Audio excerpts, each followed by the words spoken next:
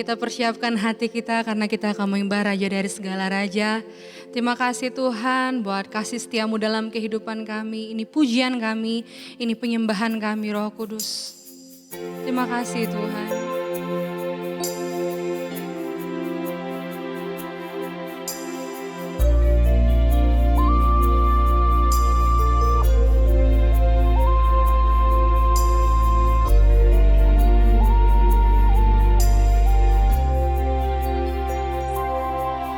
Ku bawa kepadamu, oh Tuhan, persembahanku ini. Ku ingin Engkau menerima korban syukurku melalui pujian.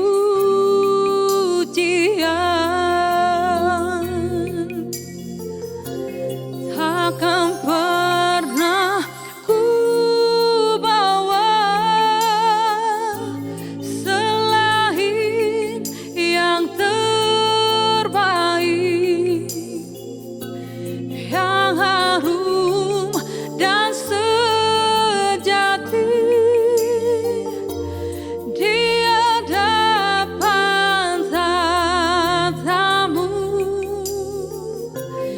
Yesusku, terimalah korban syukurku ini yang mengalir di hatiku sebagai penyembahanku.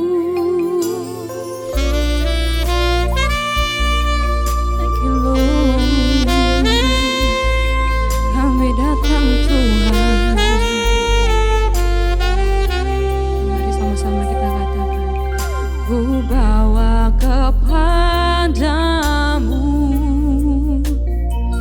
oh Tuhan, penyembahanku ini. Ku ingin Engkau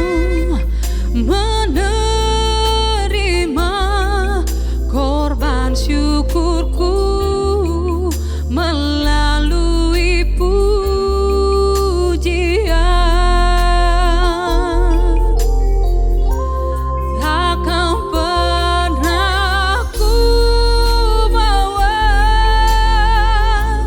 selain yang terbaik, yang harum dan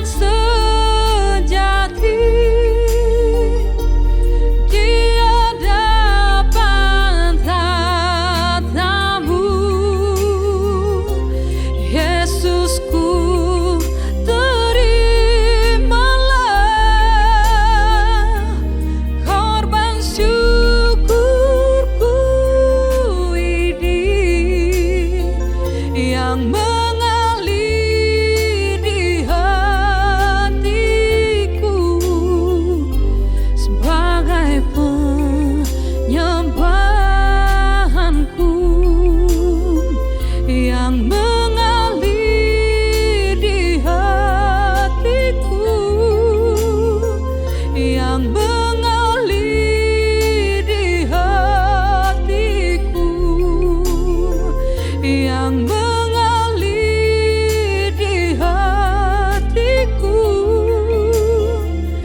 sebagai penyembahanku. Oh, kami datang Tuhan, membawa korban pujian kami di hadapan tatamu. Kami naikkan syukur kami, pujian kami Tuhan. Terimalah ucapan syukur kami Tuhan. Wow.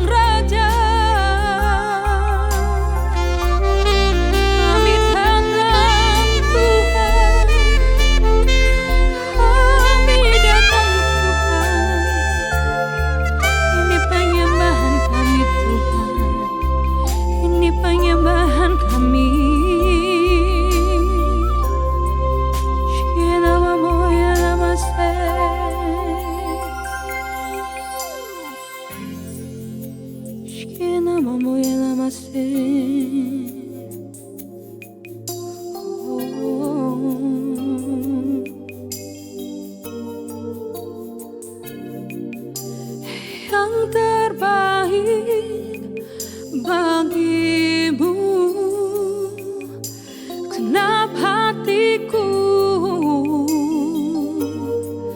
dan segenap jiwaku.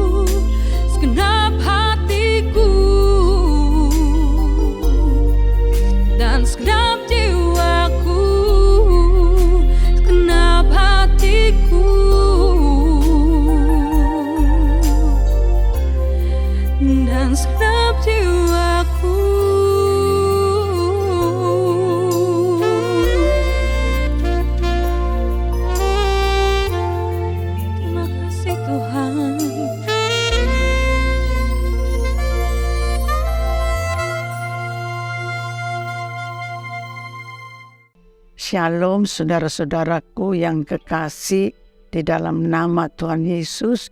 Pagi ini kita mau belajar bersama-sama yaitu Purpose of Power for Family, yaitu rancangan kuasa Tuhan untuk keluarga. Kita akan belajar yaitu dari seorang tokoh yang namanya Yefta. Kita lihat Hakim-Hakim pasal 11 1-3 itu saya tidak baca seluruhnya, tapi saya hanya mau katakan bagaimana latar belakang kehidupan Yefta. Disebut dia itu anak dari perempuan sundal. Firman Tuhan tidak pernah menutupi kekurangan, keburukan seseorang. Dikatakan dengan jelas dia adalah anak dari seorang pelacur dan dialami penolakan dalam keluarga oleh saudara-saudaranya, dan pada akhirnya dia bergabung dengan perampok-perampok. Ya pastilah kalau di rumah tidak diterima, di rumah ditolak, diejek, diolok, apalagi dengan latar belakang mamanya pelacur. Jadi dia tidak kerasan di rumah. Banyak anak-anak sebetulnya tidak kerasan di rumah karena orang tua tidak punya waktu. Mereka sibuk dengan pekerjaan. Mereka tidak ada punya waktu karena mereka anggap mereka mau sukses sehingga menelantarkan anak-anak, ataupun kemudian pada akhirnya begitu berhasil bisa lupa keluarga. Kemudian dikatakan saudara, Yefta bergabung dengan perampok. Dia kemudian menjadi penjahat, mungkin menjadi pembunuh. Banyak anak di luar sana, saudara, orang di luar sana, saudara-saudara, mengalami kehidupan seperti Yefta, bahkan menjadi perampok, penjudi, pembohong, dan kemudian narkoba, dan akhirnya mereka menjadi begal, hidup di dalam kekerasan. Saya tidak berkata mereka tidak salah, mereka ada salah, tetapi yang perlu kita perhatikan, bisa jadi itu adalah latar belakang dalam keluarga yang tidak menerima mereka, dalam keluarga yang menolak mereka. Jadi kita lihat saudaraku sekalian, pengalaman yang dialami oleh Yefta itu masih bisa ada sampai hari ini. Lalu kemudian kita lihat bahwa masa depan seseorang bukan tidak ada pengaruh atau tidak ada pengaruh dengan masa lalu. Banyak orang berpikir kalau hidup saya berantakan, kalau saya berasal dari keturunan berantakan, papa mama cerai, nah pasti hidup masa depan saya juga akan hancur. Kalau kita lihat ini saudaraku sekalian, salah. Masa depan saya dan saudara ada dalam tangan Tuhan. Dia yang pegang kendali, dia punya rencana. Rencananya, kuasanya besar, memulihkan kehidupan seseorang dan keluarga. Saat Israel ditindas oleh orang Amon, mereka cari pemimpin pada waktu itu. Dan mereka datang kepada Yefta supaya Yefta memimpin mereka, karena mereka anggap Yefta yang paling berani, paling menonjol di dalam suku mereka di antara orang Israel. Datanglah mereka kepada Yefta pada waktu itu. Nah kemudian kita lihat saudaraku sekalian, ketika mereka bertemu dengan Yefta, Yefta lalu berkata pada mereka, "Kamu kan sudah menolak saya, kamu kan tidak suka kepada saya, kenapa sekarang kamu datang?" Lalu mereka berkata, "Marilah jadi pemimpin kami. Kami mengangkat engkau jadi panglima kami. Lalu tua-tua berkata, demi Tuhan yang mendengar segala sebagai saksi antara kita, kami berbuat seperti katamu. Tapi yang kita mau lihat sama-sama ayat 11, saudara. Ayat yang ke-11. Maka Yefta ikut dengan para tua Gilead. Lalu bangsa itu mengangkat dia menjadi kepala dan panglima mereka. Tetapi Yefta membawa seluruh perkara itu ke hadapan Tuhan di Mispa. Artinya dia tidak lupa, dia kemudian tidak jadi sombong karena diangkat jadi panglima. Dia datang merendahkan diri di hadapan Tuhan. Dia datang bertobat. Dia datang menyelesaikan perkaranya di hadapan Tuhan. Dan dikatakan, saudaraku sekalian, apa yang Yefta lakukan ini, itu satu tindakan iman. Jadi kita belajar dari kehidupan Yefta ini bahwa Tuhan itu sanggup memulih kehidupan seseorang. Kalau Anda, saudara, sekarang dikuasai dengan kekerasan, kehancuran, saudara mengalami keadaan yang sulit, sehingga saudara bergaul dengan orang-orang jahat. Tapi kita lihat, saudaraku sekalian, Tuhan sanggup memulihkan hidup yang hancur. Mari datang dengan terbuka, membawa perkara kita, menyelesaikan dosa kita, mengaku kekurangan kita, seperti Yefta menyelesaikan persoalannya di hadapan Tuhan. Tentu juga dengan catatan dia mengampuni kesalahan keluarga, kesalahan orang-orang Gilead yang menolak dia. Dia terbuka untuk mengatakan kepada Tuhan, ampuni saya Tuhan, saya minta ampun, saya mengampuni mereka, saya memberkati mereka.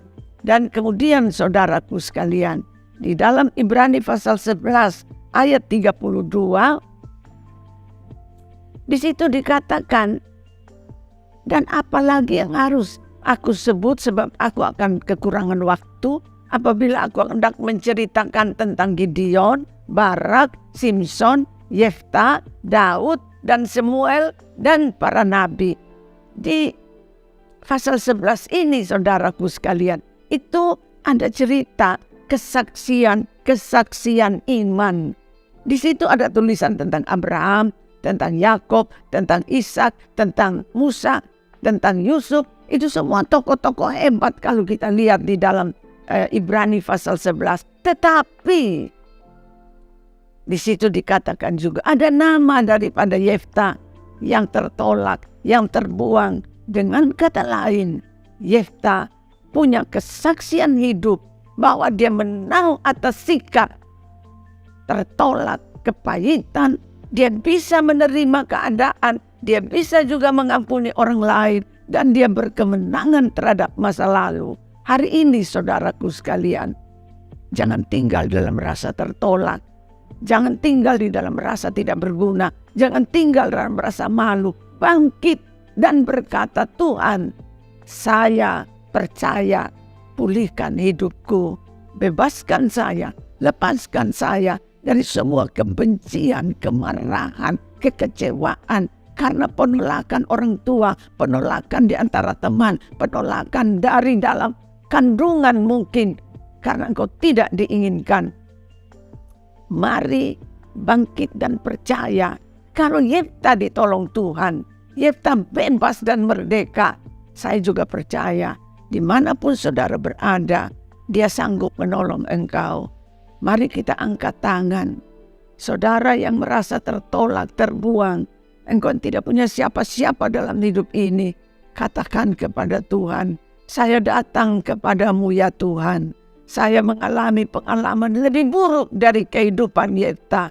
Tapi Tuhan mengangkat, Tuhan menolong, Tuhan memulihkan, Tuhan mengampuni, bahkan Tuhan memakai Yefta untuk menjadi panglima perang, membebaskan bangsanya dari orang Amon. Sebab itu pada saat ini juga saya percaya, tangan Tuhan, kasih Tuhan, kemurahan Tuhan turun atas kehidupan setiap mereka yang mendengar saat ini.